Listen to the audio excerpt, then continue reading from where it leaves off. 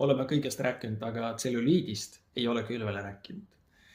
Kui mõelda sellele, et mida me saame kasutada tselluliidi sümptomite vähendamiseks ja mis oleks kõige efektiivsem sellest, no mis kohe tuleb pähe, tselluliidi vastane kreem või tselluliidi vastane massaaž, lümfimassaaž, tselluliidi vastased muud kosmetoloogilised protseduurid või näiteks kirurgilised protseduurid, seal hulgas ka näiteks rasvaimu või igasugused muud sekkumised, millest räägitakse kõige rohkem. Aga tead, ma ütlen sulle, kõige efektiivsem meede tselluliidist vabanemiseks on süsivesikute vaene toitumine, sest tselluliid on rasva paikne ladestumine ja selle eest vastutab insuliin.